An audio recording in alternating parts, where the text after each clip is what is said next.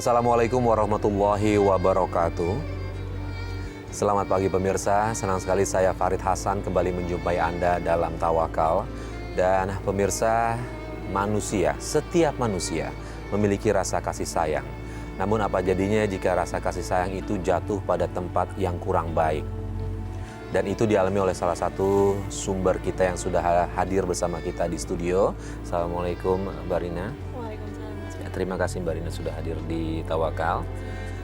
Dan pemirsa, selain Mbak Rina, kita juga sudah kedatangan Bapak Ustadz Ngatawi Al-Zastro. Assalamualaikum Pak Ustadz. Waalaikumsalam Mas Farid.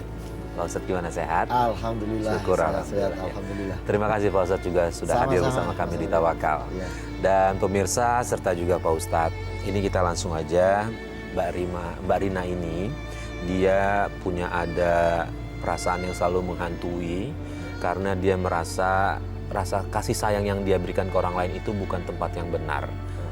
Tapi sayang itu tetap ada gitu. Itu yang dia bingung. Nah, ada cinta di tempat yang salah itu. Nah, ini dia kita coba tahu. Gimana? Ya, gimana? Kisahnya kayak seperti apa nih?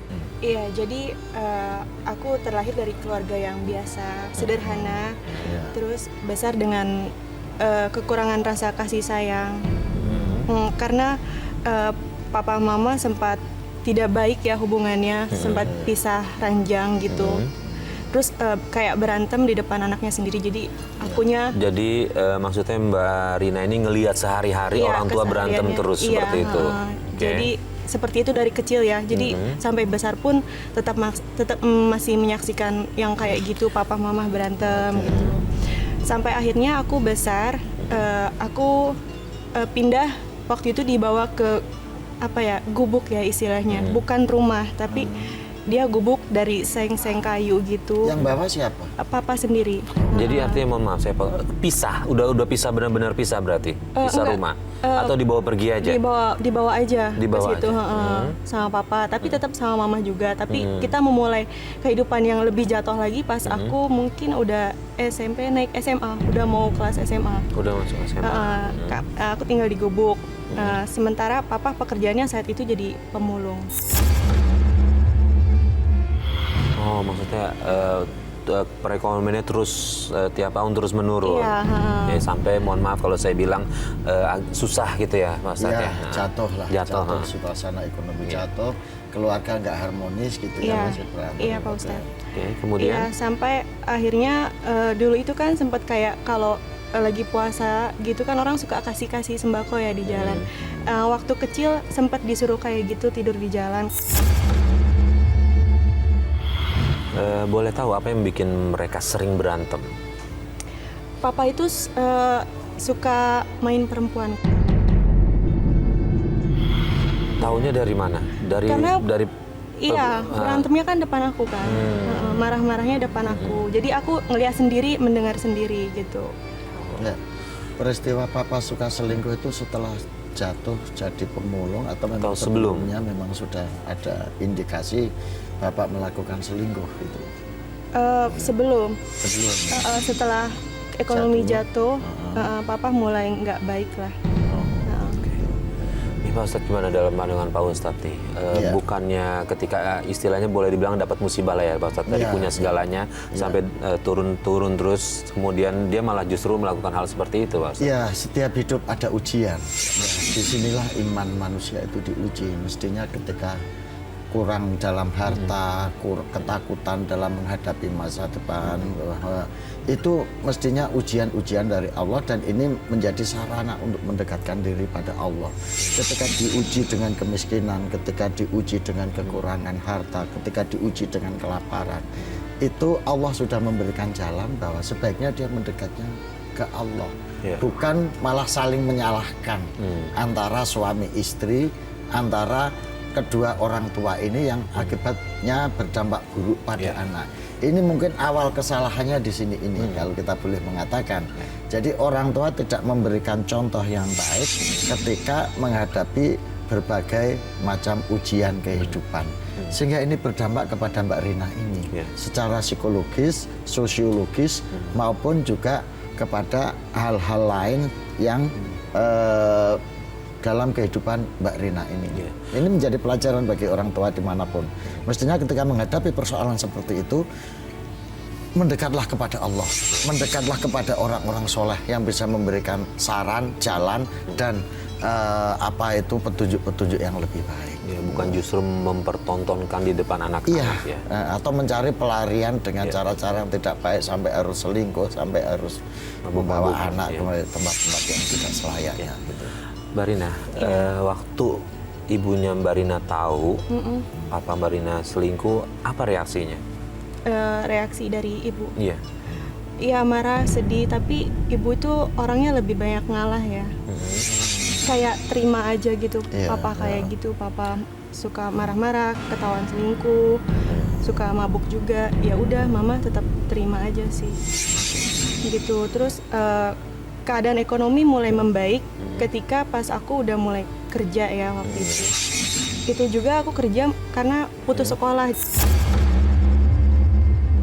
Jadi sebelum selesai sekolah, Sebelum aku udah selesai SMA? Iya, aku udah mulai kerja Udah waktu mulai itu. kerja. Tapi papa makin parah ternyata. Parahnya, kelakuannya lebih parah, lebih banyak mabuk-mabukannya Iya, lagi. lebih banyak mabuk-mabukan. Dan itu tinggalnya masih di bedeng-bedeng, Masih. buku-buku itu Masih. Sampai akhirnya mama sakit. Mama sakit, terus ya udah mungkin papa stres juga kali ya. Keadaannya kayak gitu, terus bayar rumah sakit dulu kan belum ada yang BPJS. Belum ada kayak sekarang ya. Terus juga memang keluarga dari mama kurang setuju sama papa kali ya, jadi kayak nggak membantu gitu. Oh, jadi dari awal mereka menikah, keluarga dari mamanya Mbak Rina nggak setuju? Nggak setuju.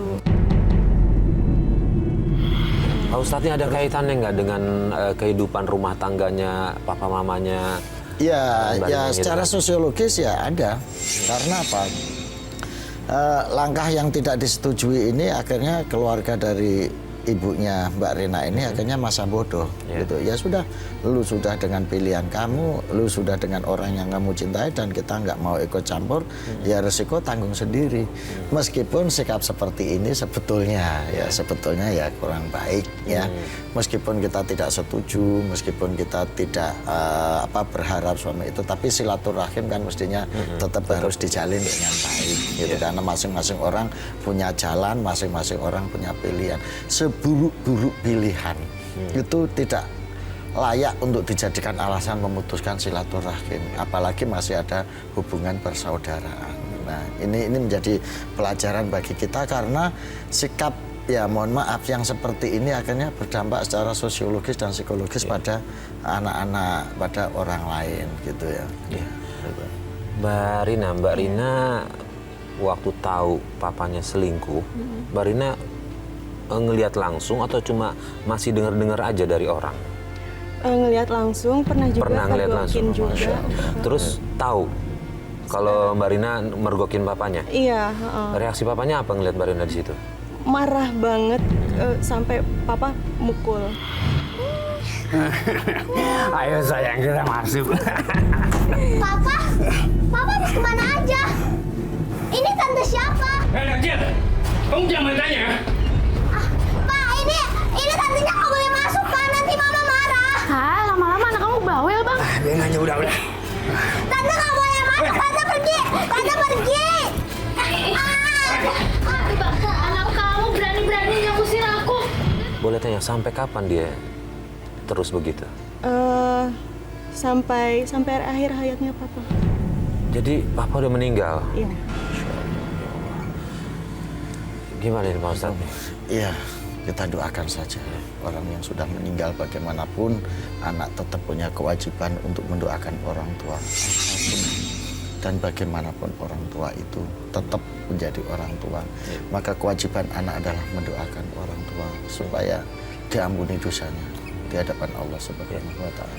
Mbak Rina, boleh tahu papanya meninggalnya karena apa? Karena Pernah dibawa ke rumah sakit, tapi rumah sakit hasilnya semuanya normal gitu ya. Terus seiring berjalan waktu juga berobat kayak ke alternatif gitu ya. Orang yang diajak ke sana pasti bilangnya papa ada yang kerjain gitu, papa ada yang kerjain. Iya. Nah, sehari-hari nih Mbak Rina tahu nggak pekerjaan papa apa gitu selain memulung? Mungkin nggak ada lawan siapa gitu, ada itu yang diduga bisa ngirim guna-guna seperti itu? Iya, jadi papa juga kan jual. Sebenarnya tahu ceritanya pas udah papa udah nggak ada, akhirnya tahu ceritanya. Baru tahu ceritanya. Kalau ternyata papa memang disantet sama rekan kerjanya sendiri. Ustadz, ini keterlibatan gaib gini bisa Ustadz mencelakakan orang? Oh bisa Mas, Bisa. karena ini kan bagian dari kerjaan setan Mas. Jadi kalau setan menggoda orang kan setan juga memanfaatkan dendamnya orang, setan memanfaatkan dengki, rasa dengki, dan itu setan suka hal-hal yang seperti ini, maka didoronglah oleh setan itu dengan godaan-godaan seperti itu. Kemudian ya dia diperalat oleh setan sebetulnya, meskipun kelihatannya dia memperalat setan untuk mencelakai musuhnya atau orang yang dia benci.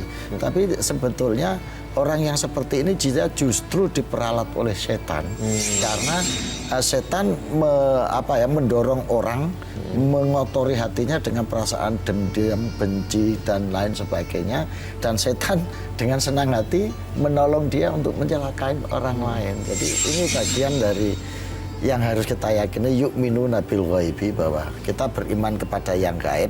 Selain yang gaib itu ada malaikat, ada hari akhir, ada Allah, juga setan-setan ini yang menggoda manusia dengan cara-cara seperti ini. Ya, bisa saja itu terjadi. Bisa saja. Iya, Oke. seperti itu.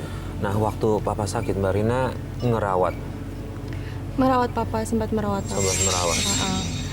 Saat papa sakit, terus tapi nggak full bisa ngerawat papa karena saat itu aku udah kenal sama cowok. Oh, lagi menjalin hubungan sama Iya.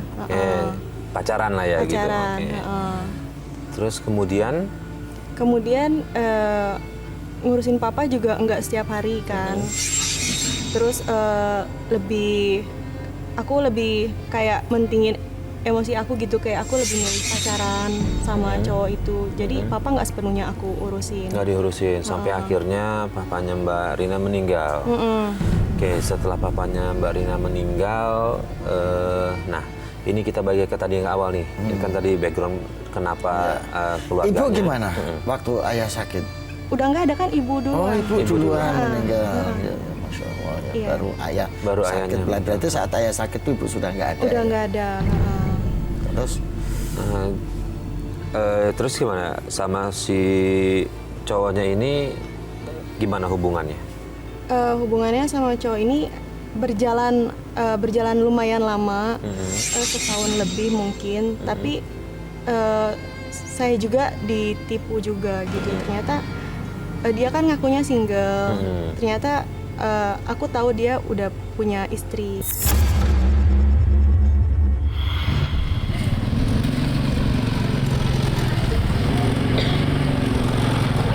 Stop, berhenti, stop. Oh ya. Mas, kamu di sini. Ini siapa? Loh, Mas? Mbak. Seharusnya saya yang nanya Mbak itu siapa, hah? Saya calon istrinya dia. Saya ini istri saya. Mbak nggak punya mata ya? Mbak nggak bisa lihat kalau saya lagi hamil, hah? Gak mungkin. Dia bilang dia mau nikahin saya dan dia udah cerai sama kamu. Apa? Cerai, Mas? Enggak. Aku bisa jelasin semuanya. Kamu mau sama perempuan kayak gini, hah? Maksud lo apa?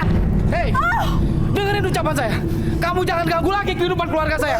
Nggak lihat istri saya lagi hamil. Ayo, Ma. Bangun, Ma. Dasar lo ya, cewek pelakor. Kalian Oke, setelah itu memutuskan untuk pisah atau terus? Memutuskan untuk terus berlanjut. Untuk terus berlanjut. Karena udah terlanjur. Udah terlanjur. Iya. Oke, ini yang Pak Ustadz terlanjurnya tuh gimana? Ah. Terlanjur sayang, terlanjur cinta, atau terlanjur... Lebih dari terlanjurnya yang kita itu. Terlanjur sayang dan Udah memang benar-benar butuh dia, kemana-mana harus ada dia. Iya. Udah nggak bisa, kasarnya udah nggak bisa kalau nggak ada dia gitu. ya kayak udah ketergantungan gitu. Udah ketergantungan. Tergantungan. Ya. Tapi pada saat itu, apakah istrinya dari sang suami ini merelakan atau dimadu atau dijadikan istri kedua atau gimana? Awalnya merelakan, setelah tahu ada aku ya. Tapi akhirnya juga nggak direlain juga. Dia nggak kasih pada aku. Akhirnya aku sempat hamil kan sama si cowok aku. Oke. Hamil setelah nikah? Setelah nikah atau di luar nikah? Di luar nikah. Gimana ya Pak Ustadz nih? Masya Allah, ya inilah yang saya baru dong atau baru paham ketika Mas Farid menyatakan cinta yang bukan pada tempatnya. Itu tadi ternyata adalah satu cinta karena dia mencintai orang yang sudah beristri. Sehingga dalam bahasa lain ketika istrinya tidak rela, tidak ridho untuk menerima ini kan menjadi merebut, dalam tanda petik mohon maaf ya, merebut suami orang. Kecuali kalau dua-duanya ridho untuk menerima. Yang kedua bukan pada tempatnya karena melakukan hubungan sebelum nikah. Sehingga sampai terjadi kehamilan. Jadi Mbak Rina, kita mungkin bisa memahami kondisi psikologisnya Mbak Rina ini Mas Farid. Ketika kasih sayang orang tua, ketika perhatian orang tua tidak dia dapatkan, kemudian ada orang yang memperhatikan dengan baik, meskipun mohon maaf di balik perhatian, di balik kebaikan itu ada tendensi, ada minat untuk mendekati itu ya. Tapi ini akhirnya menjadi pelarian, pelampiasan. Disinilah makanya Islam itu mengajarkan dalam konsep bahwa baiti jannati, rumahku surgaku. Rumah harus menjadi suasana yang menyenangkan dan menggembirakan bagi anak, supaya seluruh anggota keluarga tidak mencari perhatian ke orang lain. Nah, nasib yang dialami Mbak Rina ini ketika keluarga tidak menjadi surga, menciptakan ketentraman, kebaikan, keteduhan, akhirnya ada orang yang memperhatikan itu. Dan bagaimanapun ketika yang dilakukan Mbak Rina ini sudah merusak hubungan rumah tangga, ini menjadi sesuatu yang terlarang loh Mbak Rina. Ini menjadi sesuatu yang diharamkan oleh agama. Karena dampak-dampaknya itu akan menjadi semakin luas. Silaturahim menjadi terputus paling tidak. Kalau ini sampai terjadi perpecahan antara suami dan istri. Oke, Mbak Rina, gini, kedua orang tua dari laki-laki itu tahu kalau Mbak Rina mengandung anaknya. Tahu. Tahu. Iya. Mereka setuju atau justru menentang? Tidak setuju. Kenapa boleh tahu? Dia bilang mungkin itu bukan anak kamu gitu. Orang tuanya bilang ke cowok aku ya, bilang bisa aja itu bukan anak kamu gitu. Oh, karena asumsinya adalah kalian di luar nikah kan? Karena kehidupan kita juga yang jauh banget kayak aku. Jadi dia itu berasal dari kayak orang tinggal di kampung gitu aslinya, terus sedangkan aku kan kegiatannya mungkin di Jakarta lebih banyak gitu. Terus mereka bilang aku itu kehidupannya hedon kayak perempuan Jakarta gimana sih, bisa aja dia pergi kemana kan kamu nggak tahu itu anak kamu atau bukan kan tidak tahu. Jadi saat itu orang tuanya mereka amat sangat menentang, padahal saat itu kami pengen nikah walaupun hanya nikah agama, tapi nggak jadi. Nggak jadi? Karena keluarganya sangat menentang. Kalau dari pacarnya Mbak Rina ini sendiri, kenapa ya mengundurkan diri gitu untuk setidaknya jauh dari tanggung jawab gitu untuk menikahi Mbak Rina? Iya, jadi pas dia berubah pikiran, tadinya mau nikahin sampai nggak jadi nikahin karena kata yang bisa lihat dia itu kayak di pikirannya dibikin ngebuat ngelupain aku sama keluarganya. Biar nggak inget sama aku, biar rasanya hilang. Karena dia kekeh kan pengen cerai sama istrinya, buat nikahin aku karena aku hamil. Tapi ternyata orang tua si cowok aku tetap kekeh dan dia berubah. Pas aku udah lagi hamil, udah mau nikah, dia tiba-tiba berubah nggak jadi. Dan dia bahkan bilang udah nggak cinta. Ini konsekuensi. Tadi makanya Islam itu sangat ketat dalam hal urusan perzinahan. Bahkan mendekati aja tidak boleh. Wala taqrabuz zina. Jangan mendekati zina. Karena dampaknya, resikonya ini akan sangat besar. Baik secara sosiologis maupun psikologis. Gitu ya. Apalagi Mbak Rina ini tergolong orang yang dalam tanda petik merebut orang. Jadi hadis Nabi mengatakan itu dari riwayat Abi Hurairah mengatakan bahwa orang siapa yang memisahkan atau memutuskan hamba dari tuannya, memutuskan istri dari suaminya, maka dia akan menjadi bukan bagian dari umatku, atau tepatnya bukan bagian dari umatku seseorang yang memutuskan hamba dari tuannya. Jadi memutuskan hamba waktu itu budak dari pemiliknya atau dari tuannya aja sudah dianggap tidak bagian dari umatnya Nabi. Apalagi memutuskan istri dari suami itu. Juga dalam hadis lain disebutkan bahwasanya perempuan yang memisahkan istri dari suaminya hanya untuk dimiliki atau dimonopoli dengan egonya sendiri, maka dia akan mendapat dosa besar. Jadi apa yang dilakukan Mbak Rina ini menjadi pelajaran bagi kita semua. Mbak Rina juga harus belajar dari kasus ini, bahwa perjalanan hidup Mbak Rina itu ternyata banyak hal-hal yang membuat Mbak Rina ini menjadi banyak melakukan dosa-dosa besar. Bahkan menurut Al-Atsari dalam kitab Jawahirul An-Iktiratul Akbar, dia mengatakan bahwa suami atau laki-laki atau perempuan yang memutuskan hubungan suami atau istri orang lain itu juga menjadi bagian dari dosa besar. Jadi Mbak Rina, apa yang Mbak Rina lakukan pada masa-masa yang lalu itu adalah merupakan masa kelam Mbak Rina.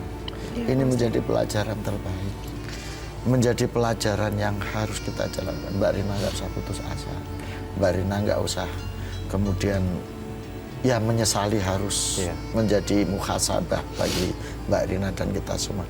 Bagaimana bahayanya, bagaimana resikonya menjalin hubungan yang tidak resmi sesuai dengan koridor-koridor yang ditetapkan syariah. Itu berat resikonya Mbak Rina. Tapi akhirnya Mbak Rina ini anaknya melahirkan atau gimana dengan hubungan itu dengan pacarnya itu? Waktu itu sempat waktu dia mau tinggalin juga aku sempat ngancam dia untuk Mas, kayaknya kita harus nikah deh. Kamu nih ngomong apa sih? Iya, aku pasti nikahin kamu. Tapi kan kita udah tinggal serumah, udah tidur bareng. Aku nggak bisa Mas kayak gini terus. Ya kan kita sama-sama suka. Ya udahlah. Iya tapi aku ini hamil aku. Nggak mungkin. Aku nggak mungkin ngakuin anak ini. Maksud kamu apa Mas? Setelah semua yang kamu lakuin, kamu ngomong kayak gini. Keterlaluan kamu Mas. Kamu tanda tanganin surat perjanjian ini atau aku? Terserah apa yang mau lu lakuin. Lu mau silakan. Gua nggak peduli. Mas kamu mau kemana? Jangan pergi dong. Mas.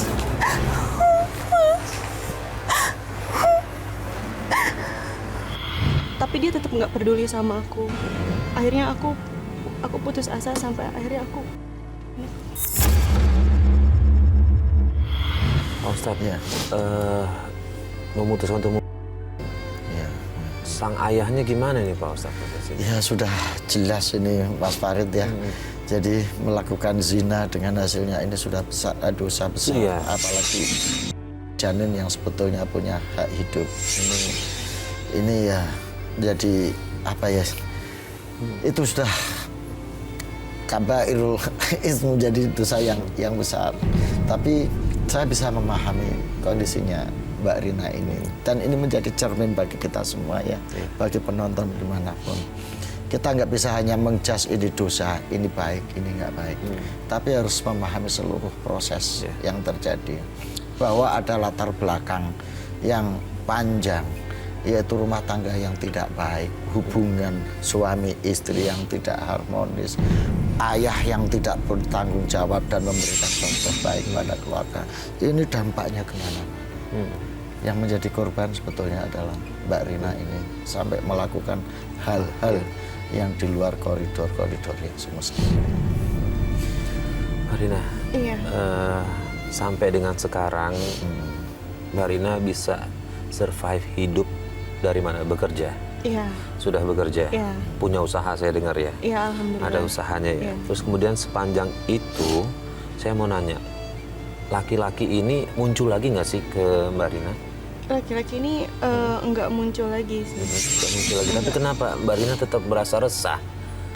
Karena mungkin ada hati yang belum ikhlas. Ada hati yang belum ikhlas. Iya, mungkin karena sakit yang kemarin terlalu sakit jadinya trauma aja. Pak Ustadz, ini hati belum ikhlas atau mungkin beda tipis dengan ada rasa dendam dan amarah nih Pak Ustadz? Mbak Rina, Iya. supaya ke depan hidup Mbak Rina ini menjadi ringan, menjadi terang, dan menjadi lapang. Ya. Ada baiknya Mbak Rina untuk menatap masa depan lebih baik. Jadi Mbak Rina sekarang lupakan kejadian masa lalu. Ya. Jadikan itu sebagai catatan-catatan, sebagai cermin untuk menatap masa depan. Ini saran saya Mbak Rina. Meskipun itu susah, tapi ini harus dilakukan. Karena Mbak Rina harus hidup, Mbak Rina harus menjalani masa depan, Mbak Rina harus survive. Dan itu jangan sampai menjadi beban, menjadi terkendala oleh kisah-kisah masa lalu Mbak Rina. Nah, jadi itu dijadikan pendorong semangat untuk menuju masa depan.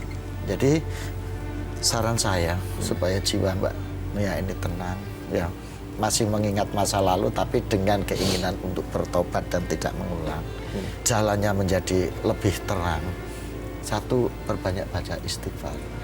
Jadi kalau nggak hafal yang panjang yang astagfirullahaladzim alladzi la ilaha illa huwa atubu ilaik, yang pendek saja astagfirullahaladzim ala kulli hal. Ini untuk membersihkan hati dan untuk menenteramkan jiwa kita yang resah karena dosa-dosa masa lalu kita.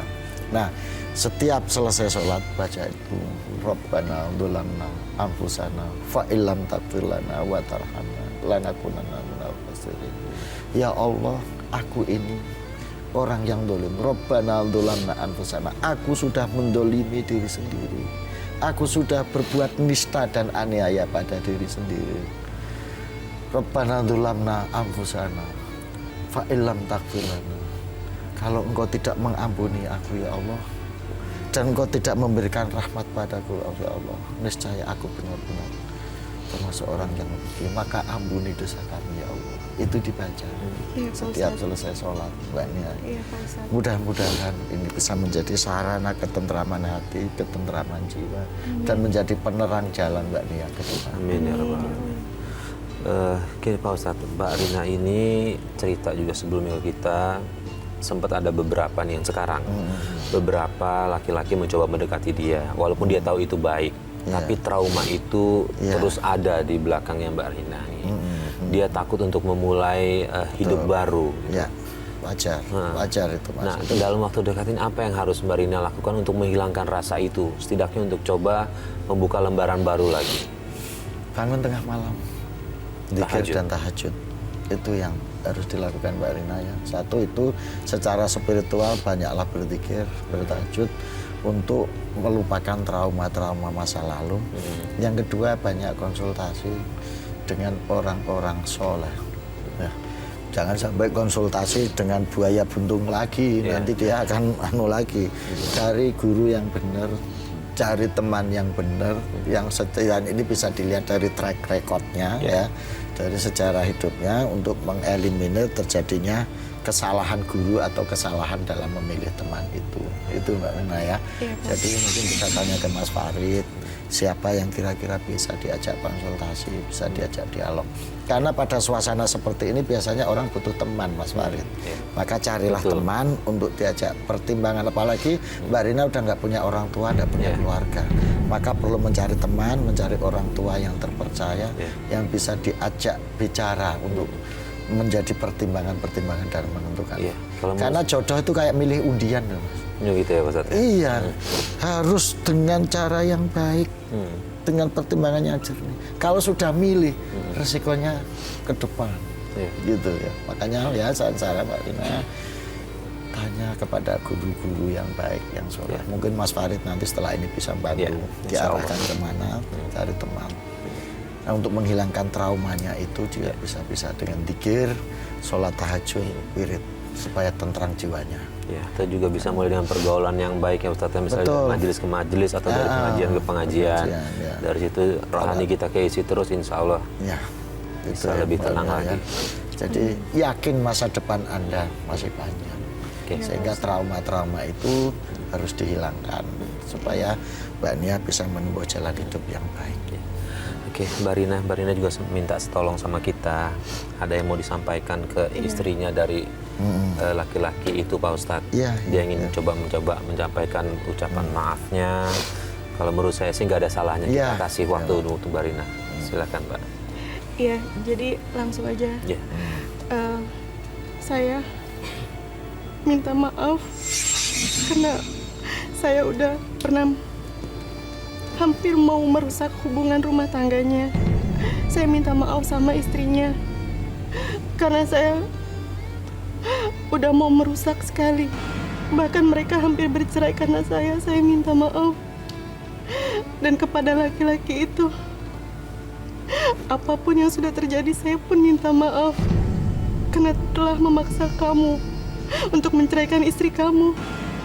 Saya minta maaf.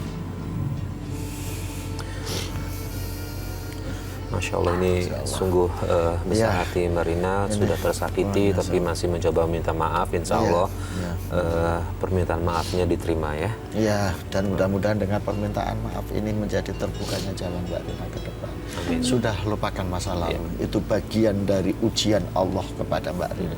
Dan Mbak Rina sudah menerima ujian ini meskipun dengan segala keburukan, segala resiko yang diterima. Tapi Mbak Nia masih punya kesempatan untuk membenahi dan memperbaiki itu. Mudah-mudahan ke depannya Mbak Rina menemukan jalan lapang yang lebih baik.